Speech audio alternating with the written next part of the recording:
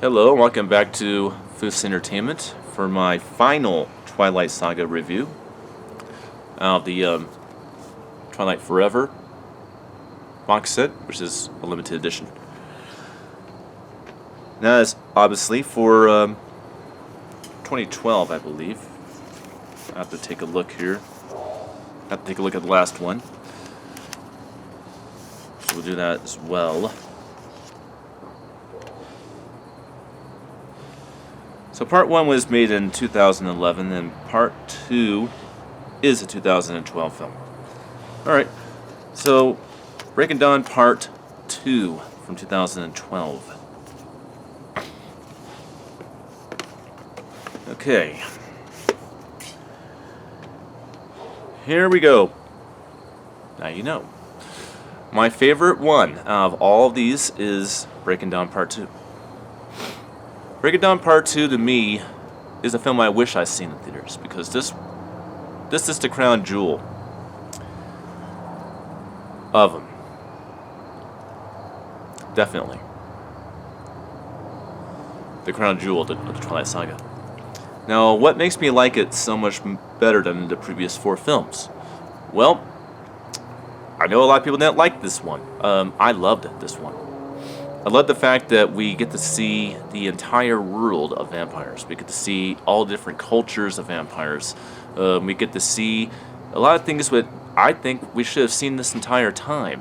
Like elemental vampires, for example. There's like this character played by Rami Malek, who, of course, we will be seeing this week going up against James Bond in No Time to Die.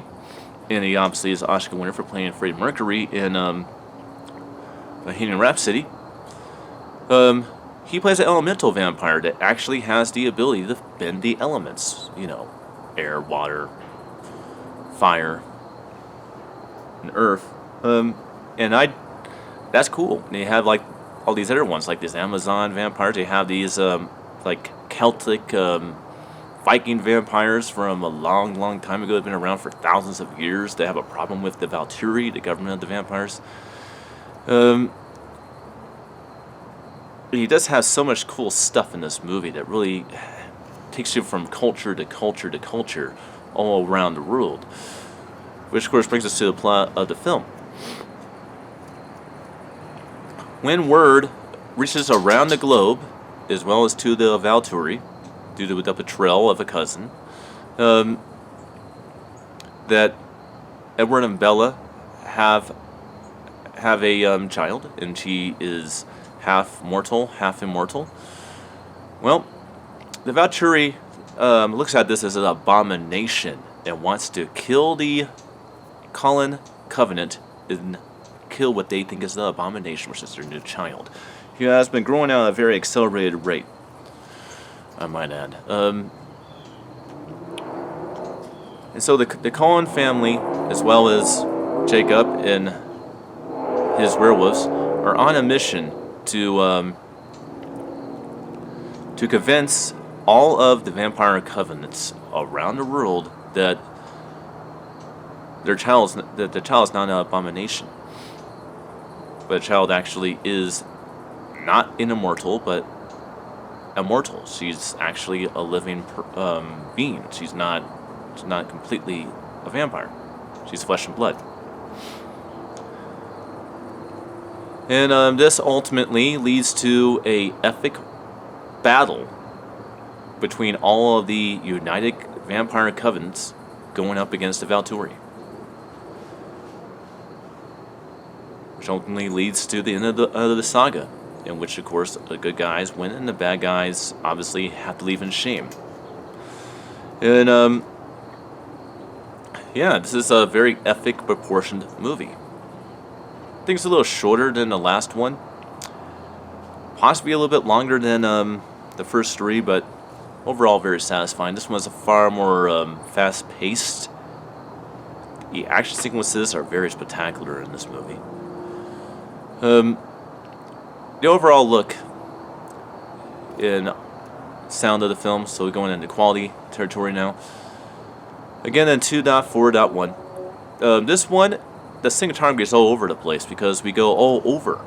We go all over. We go to the UK. We go to Netherlands. We go to I think we go to Rome at some point in this as well. So we're all over the place, and the cinematographer really took advantage of his filming talents by really representing atmospherically what each of these regions around the world kind of look like. And again, Forks always goes through a transition of being either looking like it's fall atmospherically or winter atmospherically. The ultimate battle at the end of the film takes place in more of a winterized atmosphere. So you have a lot of that more like cool temperatured winter looking type of film. The audio again is in 7.1 DTS HDMA, like Breaking Down Part 1 was. And because this is a very effect heavy movie, there's a good insane amount of use on all 7 channels. Depending on how your system is, you're going to have a very good workout with your system.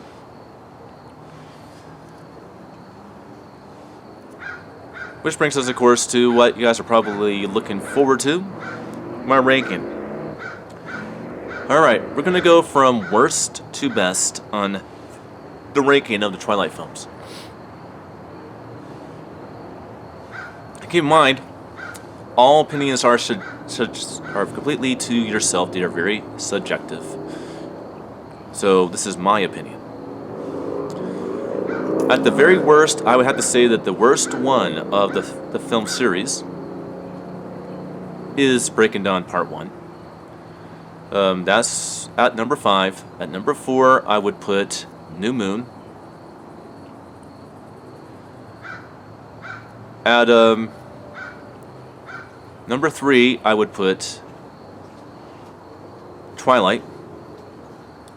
At number 2, I would put Eclipse. And at number 1, I would put Breaking Dawn Part 2. Now, I'll make this very fast because we're at 7.5 minutes now. And we only had 12. So yeah, this is going to be a little bit longer than the previous 4 reviews because of the ranking. Breaking Dawn is entertaining. It keeps you engaged, but it's a dragged out movie that literally you're just watching a pregnancy destroy our main character, and the conflict between 2 men throughout the entire movie. And the only thing is, there's not really much of anything in terms of excitement. And New Moon at number 4. So we have New Moon's at number 4. Yeah, New Moon's at number 4, right? New Moon being at number 4. All right. The reason why New Moon's at number 4 because it takes about half of the movie for it to really start to kick off and get really exciting. The first half of the film is mostly about Bella dealing with her anxiety and depression and loneliness of the man she loves leaving her for the first half of the film. Things really start to pick off and get exciting once Jacob becomes a werewolf and we start to see all the underworld of the werewolves. That's when it starts getting exciting. Twilight being at number 3. Why does Twilight beat New Moon in Breaking Dawn Part 1? It's because either the entry movie into a franchise is going to be the best of the series, or it's going to be in the middle. And this is just one of the cases where it's in the middle. It was a very good introduction to this world of the Twilight franchise. Very good introduction to these characters. Some more than others. But it really had a good way of dragging you into this universe of films that we were in this big epic scaled event we were going to embark on. It really set up well. It really engaged you in quite a good way. So that's why he's at number 3. Number 2, Eclipse. Eclipse to me is where things really change because we get to have a more exciting, more groundbreaking good versus evil, action-packed adventure in this film series. But where it falls short of being number one is the fact that you do have all this other stuff that's maybe not as interesting as the main course. So the appetizer to the main course is not as satisfying. And usually when it comes to a good meal, the appetizer is a really good setup for that meal, where when you start eating your big meal, because the appetizer to the meal was so good, the meal is even better. Well, the appetizer was a bit flat, with the meal being extraordinary. Which brings to number one, Breaking Dawn Part 2. That one, the appetizer is interesting. You're like this really good, interesting taste of what you're experiencing, seeing the rest of the world, really going deep into the vampire mythology these films have set up for all four films prior to this one. And you get so engaged in everything that leads up to the main course, the meal itself. And then by the time that happens, you're so invested into not just the main characters, but you're invested into all of these new characters you just met, and you're just like, oh, these guys are fascinating. I want to see more about what they're going to do. I'm actually fully engaged. I had a good appetizer. Now I'm dining to a really good, thick steak, and it's juicy, and I'm just having fun. And that's why it comes out number one for me. And whether you agree with my ranking or not, I think I pretty much said it right there. And that's all there's to say about the Twilight Saga. If you have not seen it, maybe you should give it another watch and really more subjective about really paying more attention to not just this and that, but everything. And you may find that you may not hate these movies as much as you think you do. And that's all there is to say, and I'll see you guys next time for my next series of reviews. Until then.